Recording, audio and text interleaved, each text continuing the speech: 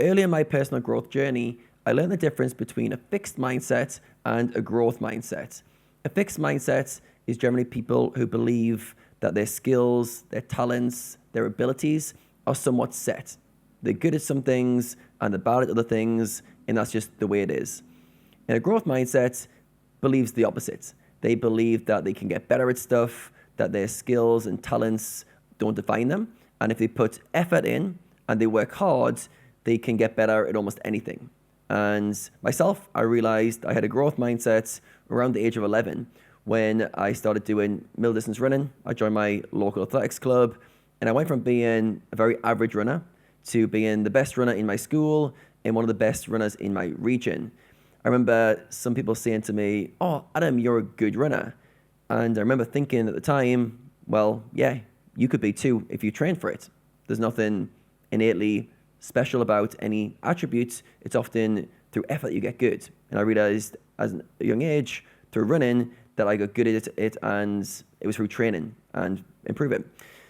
Now, if I look at my success and my life as a whole, a lot of it's been driven from this mindset. A lot of my success I've achieved have been from deciding on a goal and striving to get better at something and striving to train harder, improve attributes, and achieve an outcome. Now, as I was on my walk this morning, I started to reflect on the hidden cost of this and the downside of always trying to grow, always trying to improve, always having something that you need to work on. If you don't watch yourself, you can end up living your whole life in a state of becoming, trying to level up, become a better version of yourself. There's a quote I've heard which says something along the lines of, "A goal is a hidden contract to get with yourself to be unhappy until you get what you want." I think it's from Naval Ravikant originally, but I really resonate with that because often we're striving to get to a goal, but underneath that, there's a tension. I don't quite feel happy with who I am right now, but achieving this goal will make me feel complete, make me feel enough, make me feel successful, give you that internal validation, would probably be the word for it, to prove that you matter or you matter to yourself. Sometimes we're trying to prove to others, and a lot of time we're trying to prove it to ourselves. That kind of journey. And as I look back on my life and some of the key kind of milestones, I could see this pattern kind of recurring very often. So the first one was with running, where I was never really happy with where I was as a runner. I was training with some of the best runners in the country, and I always wanted to be doing slightly better. I wanted to win more races. I wanted to get my ranking higher up in the national rankings. There was lots of big events that I wanted to do well in. And I thought once I finally get some good results and higher up the rankings, I'll feel worthy. I'll feel like I'm enough as a runner. Then I went into being a poker player, and every level you have to kind of prove yourself again. And I could picture every jump I made to a new stake, I would have this battle with myself. You need to prove yourself, Adam. Show how good you are. Show you're worthy. Show you belong here. And I feel that internal conflict of not quite feeling enough, and then I had something to prove.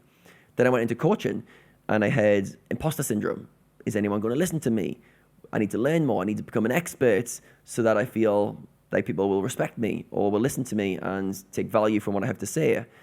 And then more recently, powerlifting. I started getting obsessed with metrics and numbers. And very quickly, I'm trying to get strong enough to be in the UK rankings and looking at what the top 25 lifters in the country are doing so I can push myself to get to that level so that I'll feel like the effort I'm putting in is worthwhile and I've achieved some sort of self-worth, some sort of feeling enough. And on some level, all of these are very admirable pursuits. They're all very good things to chase.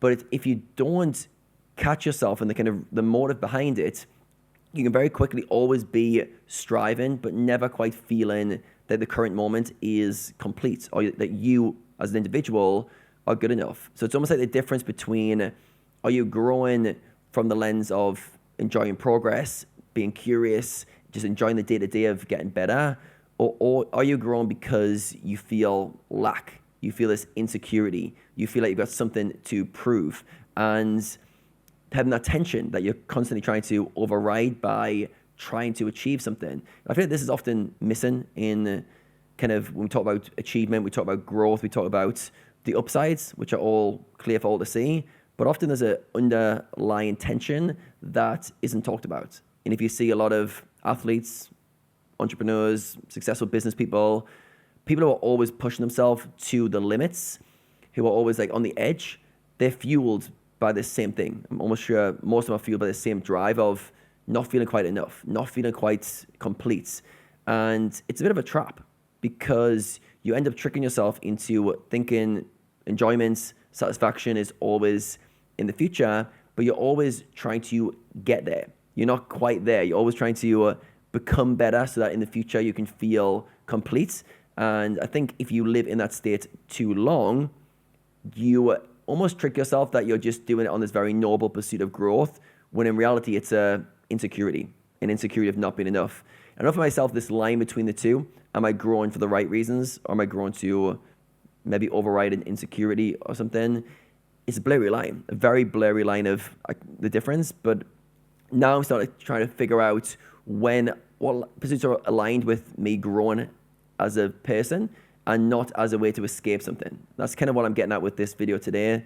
The idea of if we're always becoming, we can't actually be. We can't actually enjoy the moments. So it got me thinking, a final kind of realization that I had today was maybe the default state isn't the growth mindset. I think this is where in self-help culture, it's often idolized. Have a growth mindset. Strive to be the best. Always be pushing yourself. And it's good, but I feel like that shouldn't be the default. That shouldn't be the only mode you can operate in. I feel like the default mode, if I talk from my own experience of how I'd like to live, would be to be present, to be in the moment, to be enjoying what I'm doing. I then like to turn on the growth mindset for certain parts of my day, challenge myself, push myself to grow towards something, but then shift back to a present state of mind after. So being able to toggle between those two, I'm not sure if that's an idealistic state to be in. I know there's certain goals I want to achieve, and I definitely want to be in a growth mindset, but other times I want to go, relax.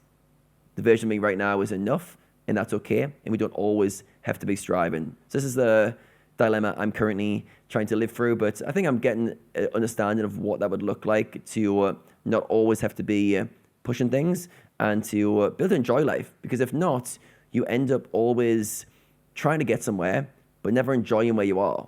And yes, that will lead to success, almost inevitably. You will get fitter if you're applying that to the gym. You will get faster if you're a runner. You will make more money if you are pursuing financial goals. But at what cost? And as I look for myself, if the trade-off is always growing at the cost of enjoyment of life at the moment, that's not a trade-off I want to continue to make, at least not all the time.